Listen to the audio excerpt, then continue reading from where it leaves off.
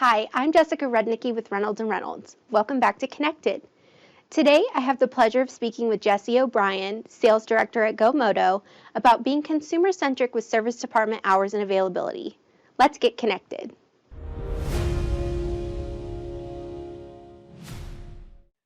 Hi, Jessie. Welcome to Connected. Thank you so much for being here today. Jessica, I'm super happy to be here. Thanks so much for having me. Very glad to have you. I want to talk to you today, Jessie, about 24/7 service. So, on top of customers wanting a great online experience, which is huge today, multiple industries have seen a surge in customers wanting to interact with their stores all hours of the day or night, even. So, what can you tell us about kind of this 24/7 model? Yeah, it's a great question. Absolutely. So, as consumers, we see businesses moving more and more towards making the experience as convenient as possible for the customer. Jessica, I'm sure if you grew up anything like I did, we all learned this golden rule, right? Of treat people the way you want to be treated. And I think that we're so far past that as businesses to consumers right now. We're really at the point where it's not to treat people the way that you want to be treated, it's to treat consumers the way they want to be treated. And we really need to take that next step. So many businesses, they're providing great online experiences, right? I'm sure if you look at the apps on your phone, you've got the DoorDash or the Grubhub or the Netflixes and the streaming services and all of these apps that make our lives easier and provide us services where, conventionally or growing up, maybe we didn't have access to those things quite as easily, right? But now businesses are pivoting and they're moving towards this really convenient way to do business with them. Not only just online, but interactions that can be done during all business hours, right? When it's most convenient for that consumer, not when it's most convenient for the business.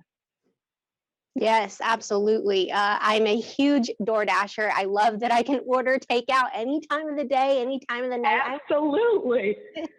Absolutely. Yes.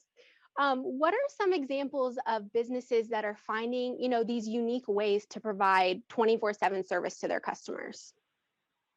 Yeah, I think that one of my favorite examples of this 24/7 is conventionally when we think of banks, right?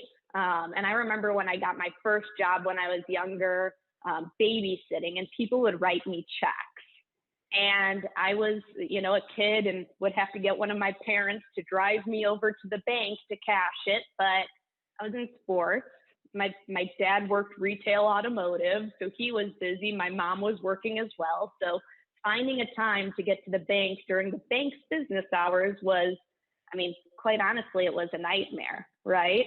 And now today, you've got ATMs, you've got kiosks, really, where you can go, you can deposit that check in there, you can withdraw cash.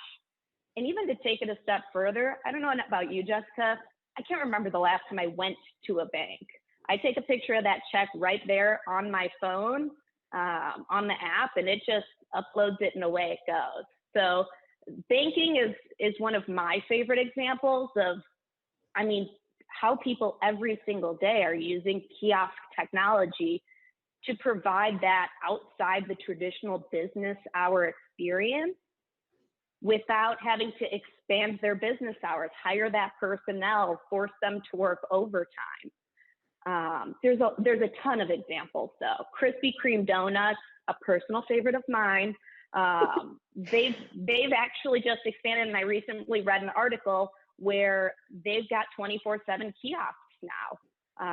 I live in Chicago, so sprinkle cupcakes is a thing as well, where you go up to this ATM, you pick which cupcake you want, and it pops out right there. So 24 hours a day, your sweet tooth is satisfied. It's something spectacular.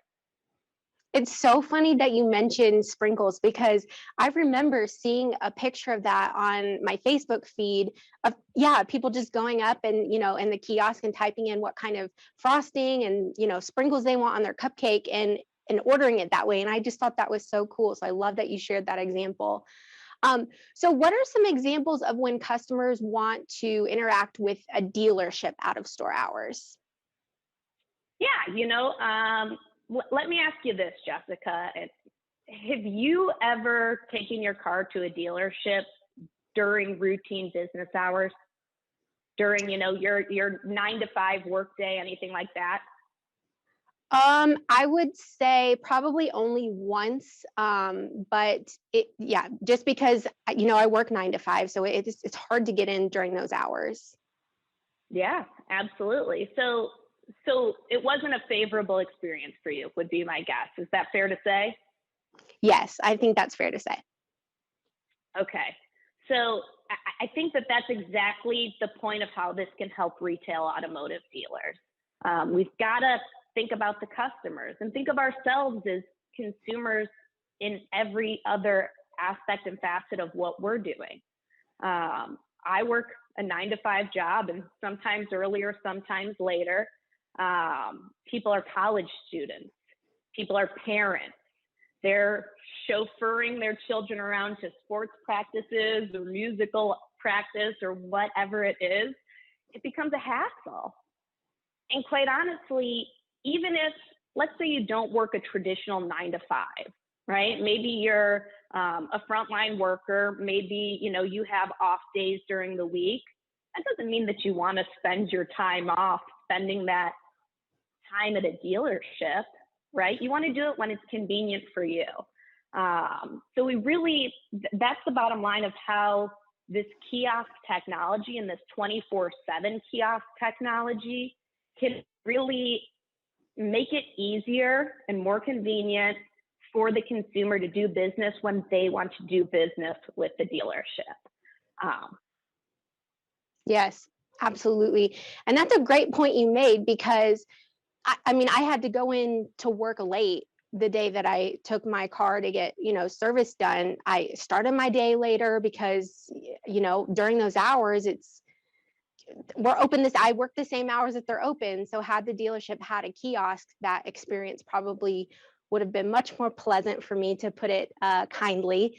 What are some other ways that dealerships can provide, the 24/7 service in addition to these kiosks? Yeah, if the store doesn't have a gate blocking the property, right? Some stores lock up their lot at night. I mean, these kiosks that GoMoto provides for the check-in experience, I mean, they can take keys from the customer, they can collect payment, they can return keys as well. We've got a really fantastic model where it's actually a key return. So we actually have a store that's down in Arizona that's putting one of these units at a hospital because they've got doctors, nurses, frontline workers, right, our heroes right now during COVID-19, that they're exhausted. They're giving it their all every single day to help people like you and I.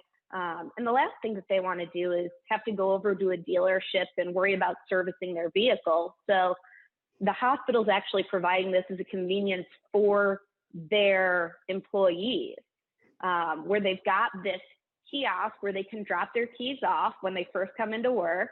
It notifies the dealership that there are keys in the machine. They can, have the porter come over, they take care of the car, and then the keys are in the machine when they're done with that shift. So really a spectacular way to think outside the box of how, not only that hospital is providing a fantastic service to their employees, but also the dealership is expanding their business hours by having a remote location. Yes, absolutely. Now, okay, so Jessie, I've seen, so not like an automated system at all, not digital or as efficient as what you're describing, but like, for example, I've been to U-Haul before, right? Returning a U-Haul truck, and they have the key drop boxes, but you have to fill out this paper. the mileage, put your name down, phone number, all that stuff in case they need to contact you later on. What are some of the problems that you've seen out in the field with those types of key drop-offs? Yes.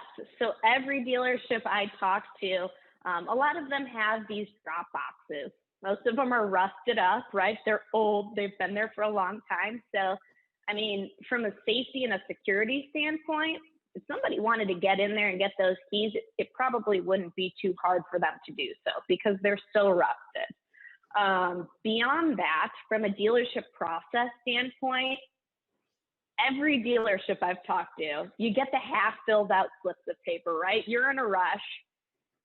Handwriting is anything like my husband's, for example. There's nobody who is reading like the Webdings font that he is writing with. So sometimes it's missing a phone number. Sometimes it just says John on there, and the dealership's like, who's John? I can't read these numbers. How am I supposed to get a hold of this customer? And also, what the kiosks provide is it provides that option to upsell the customer and present that maintenance to the customer at the time of check-in, which you would typically do with an indoor kiosk or just a typical advisor to consumer interaction. So you've got the option to ask that customer, hey, did you need an alignment? Did you need wiper blades? Or are you truly here just for that oil change? Or are you here for your 30K service? So it provides that upsell opportunity, but it also grabs all of that good data capture so that when you're marketing to customers for retention, for recalls, for just sales, right? For selling them new cars, you've got that best email, you've got that best phone number, and it's pushing and updating all of that information into the system. So that's making it seamless for your team to focus on everything else that they're asked to do in a business day. Wow. Well, I mean, it sounds like there's so many ways to make the most of every opportunity with kiosks. You mentioned, the security aspect of the key part of it, the drop-off process. You mentioned, being able to clean up customer data. So when a customer types their information into the kiosk, that updates and kind of cleans all that up. And then obviously the opportunity for upsells, which every dealership wants. That's how they make their money, especially in the service department. So it sounds like so many benefits to these kiosks. And I just want to thank you for sharing all this information and for your time today. And this is the big thing in automotive right now, right? Is just streamlining and automating and digitizing a lot of these processes. So I'm sure that I will be speaking to you again soon about it. But thank you again for being here on the podcast today. Yeah, of course, Jessica. Thank you so much for having me. We're really excited to be a part of the conversation, and it's certainly a fun conversation to be a part of with this big paradigm shift in automotive and the way that we can change really the way we're interacting with customers and the experience they're having. So thank you so much for having me on. Yes, no problem at all.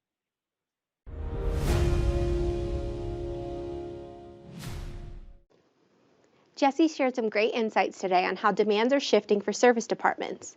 Before we hop off, just a quick reminder, you can watch or listen to past and future podcast episodes on YouTube or Apple and Spotify podcasts by searching for the Connected Podcast.